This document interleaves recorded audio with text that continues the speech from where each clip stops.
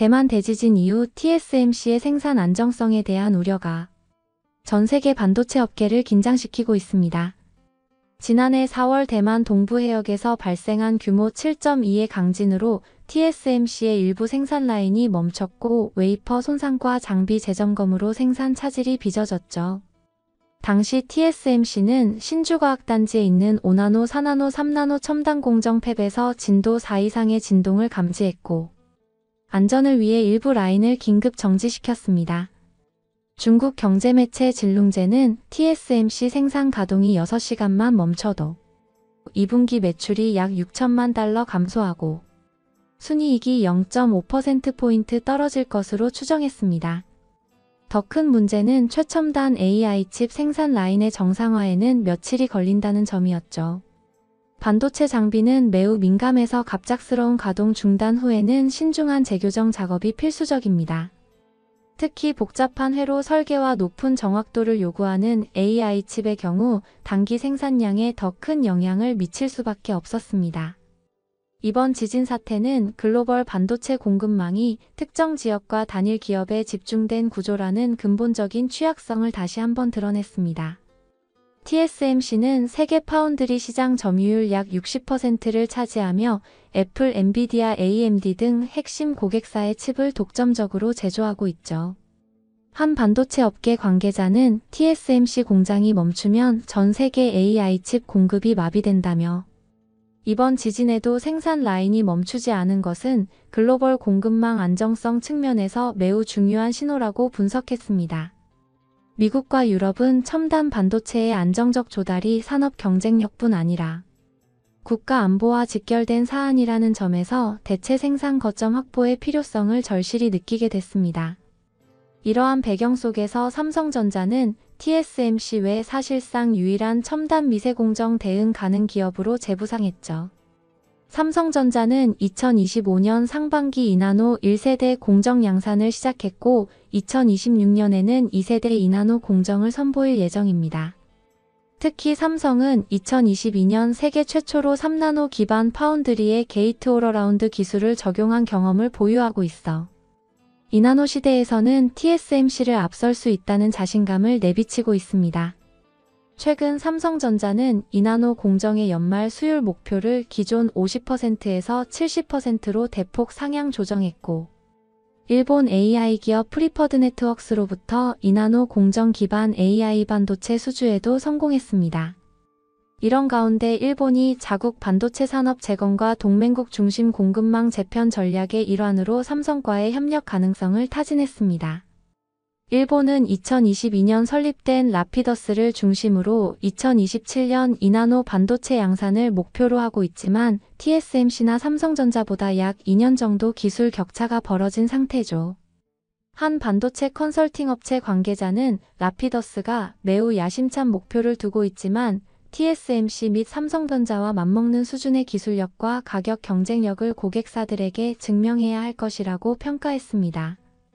일본은 이 과정에서 TSMC와의 협력을 통해 축적한 2나노 공정 관련 기술 정보를 삼성에 공유하겠다는 비공식적 제안을 전달한 것으로 알려졌습니다.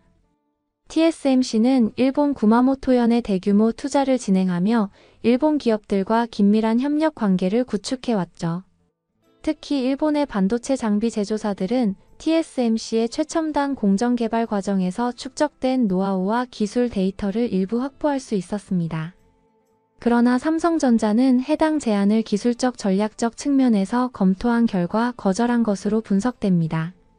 한 업계 전문가는 삼성이 공정 기술의 출처와 신뢰성 실제 양산 단계에서의 검증 여부 그리고 장기적인 기술 자립 전략에 미칠 영향을 주요 판단 기준으로 삼았을 것이라고 설명했습니다. 삼성은 단기적인 기술 확보보다 자체 공정 로드맵과 내부의 축적된 양산 경험을 기반으로 한 독자 노선 유지가 중장기적으로 경쟁력과 안정성을 동시에 확보할 수 있는 전략이라고 판단한 것으로 보입니다.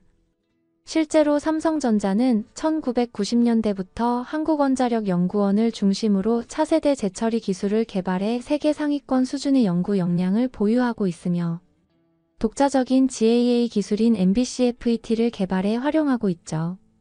한 반도체 산업 분석가는 삼성전자가 타사 기술에 의존하기보다는 자체 개발한 3세대 GAA 기술을 앞세워 2나노 파운드리 생태계를 강화하는 전략을 선택한 것으로 보인다며, 이는 기술 종속성을 피하고 장기적 경쟁 우위를 확보하려는 의도라고 분석했습니다.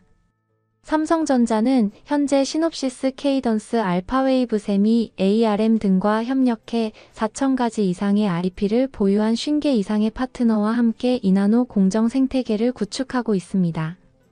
또한 IBM과 함께 후면전 원공급 기술 개발도 진행 중이며, 이를 통해 차세대 제품 개발에 소요되는 시간과 비용을 줄이고 모바일 고성능 컴퓨팅 등 고성능 저전력 반도체가 필요한 고객 확보에 나서고 있죠. 흥미로운 점은 일본이 제안한 기술 정보의 출처가 애매하다는 점입니다. TSMC는 극도로 엄격한 보안 체계를 운영하는 것으로 유명하며 핵심 공정 기술을 외부에 유출하지 않는 것으로 알려져 있습니다. 한 기술 보안 전문가는 TSMC가 일본 협력사들과 작업하는 과정에서도 핵심 공정 파라미터는 철저히 통제했을 것이며, 일본 측이 확보했다는 정보가 실제 양산에 활용 가능한 수준인지는 의문이라고 지적했습니다. 실제로 지난해 8월 TSMC의 2나노 기술 유출 사건이 발생했을 때 대만 언론 디지타임스는 일본 라피더스의 연루 가능성을 제기하기도 했지만, TSMC가 도쿄일렉트론의 최대 고객사라는 점을 고려하면 회사 차원에서 이러한 관계를 위험에 빠뜨렸을 가능성은 크지 않다고 분석했죠. 삼성전자가 일본의 제안을 거절한 또 다른 이유는 기술 검증의 문제였습니다. 반도체 제조는 수천 개의 공정 단계로 이루어지며 각 단계의 미세한 차이가 최종 수율에 큰 영향을 미칩니다. 한 파운드리 엔지니어는 설령 일본이 TSMC의 일부 공정 정보를 확보했다 하더라도 그것이 삼성의 장비 구성과 공정 플로우에 그대로 적용될 수 있는지는 별개의 문제라며, 자체 개발한 기술이 아니면 문제 발생 시 근본 원인을 파악하고 해결하는 것이 매우 어렵다고 설명했습니다. 삼성전자는 대신 자체 2나노 공정의 완성도를 높이는 데 집중하고 있습니다. 올해 하반기 양산 예정인 1세대 2나노 공정은 3나노 공정 대비 성능이 12% 향상됐으며 전력 효율은 25% 개선됐죠. 내년 양산 예정인 2세대 2나노 공정은 1세대 대비 성능이 추가로 12% 향상되고 소비 전력은 25%, 면적은 8% 줄어들 것으로 예상됩니다. 삼성은 또한 SFEP 플러스로 명명한 3세대 공정을 2년 내 개발 완료할 목표로 하고 있으며, 이는 TSMC의 NEP, NEX 등 차세대 노드 개발 일정에 대응하기 위한 전략이죠. 결국 삼성전자의 선택은 단기적 기술 획득보다 장기적 기술 자립과 경쟁력 확보를 우선시한 전략적 판단으로 평가됩니다.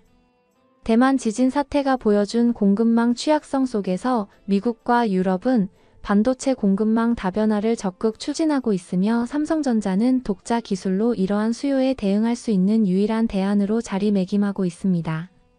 글로벌 반도체 시장의 지각 변동 속에서 한국 반도체 산업의 기술 자립 전략이 새로운 기회를 맞이하고 있는 셈입니다.